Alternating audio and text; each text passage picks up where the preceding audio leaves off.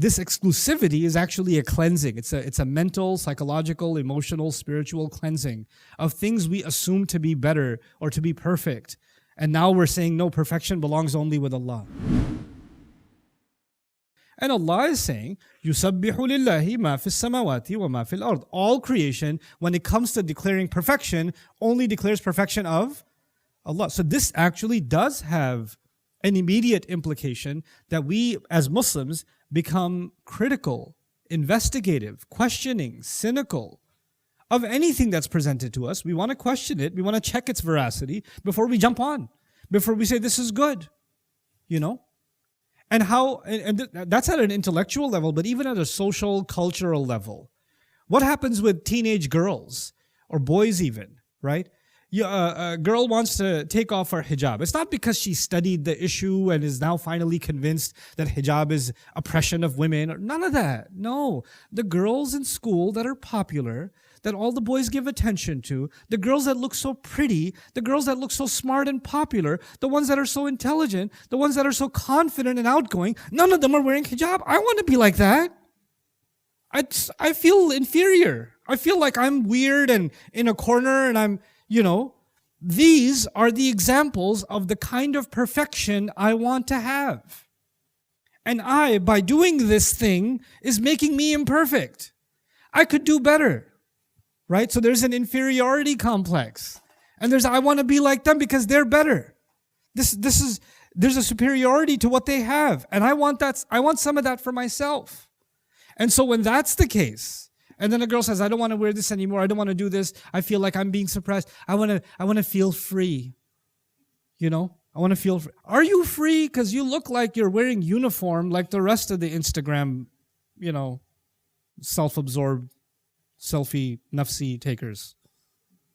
Right? You all look the same. So you're like, oh, hijab, all the people who wear hijab are the same. All the people who take them off look the same.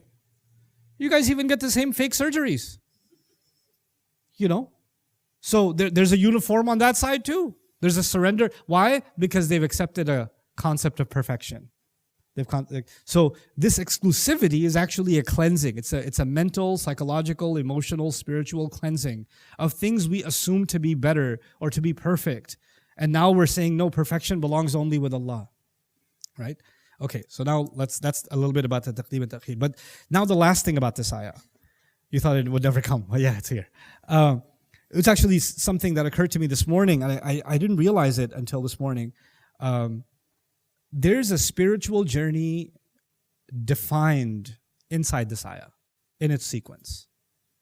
The first, imagine a person who just realizes who Allah truly is and how they haven't done right by Allah. And they want to do right by Allah now. Right? They want to understand Allah properly. When they want to understand Allah properly and they want to remove all improper or misguided notions of Allah, they are pursuing the tasbih of Allah, isn't it?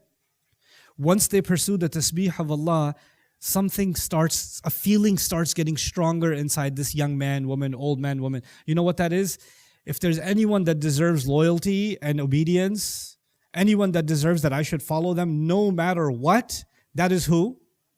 That's Allah, because He's so perfect in every way. The more I learn about Him, the more loyal to Him I become. The more I surrender myself to Him. The more I give in to Him. The more I want to give myself in service to Him. I accept Him as my Malik. Lahul Mulk. Lahul Mulk. Now the moment you do that, you start meeting resistance. You start getting criticized. You start getting questioned. Oh, you want to follow this Islam? Well, what about this contradiction and this contradiction?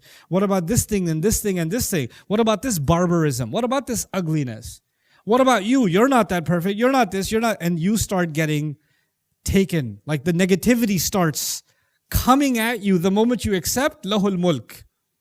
And when that happens, people say when you're let me give you some TikTok therapy. When you're in a toxic environment, you need to change your scenery and heal yourself with some positivity. You need to surround yourself with positivity and positive people. So you need to block all the people that are telling you you're a psycho, right? Because you don't want toxicity around you. Well, you know what? Let me tell you spiritual therapy here. Well, what's the positive therapy here? Lahul Hamd. You're surrounded by negativity, And here you are filling yourself with positive emotions towards who? Allah. You're looking at the positive in all things. Ya Allah, you guided me to this truth. You gave me the courage to stand by it. You chose me among the very few of your slaves who are willing to, who want to obey you. Allah, you opened that door of guidance for me. I will not be unappreciative of that. Lahul hamd. And once you develop that positive mindset, that hamd-based mindset, then doesn't matter what happens to you. You're okay with that. You're comfortable.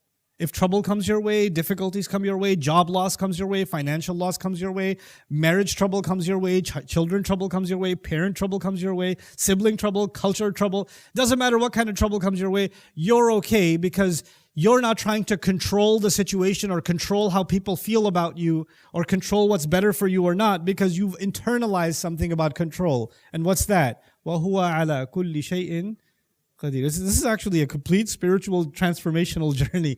Everything a person needs to connect with to Allah as they go through a transformation is inside of this remarkable, remarkable ayah. What a way to introduce this surah. Hey guys, you just watched a small clip of me explaining the Quran in depth as part of the Deeper Look series. Studying the Quran in depth can seem like a really intimidating thing that's only meant for scholars. Our job at Bayyinah is to make deeper study of the Quran accessible and easy for all of you. So take us up on that challenge. Join us for this study, the deeper look of the Quran, for this surah and many other surahs on bayyinatv.com under the Deeper Look section.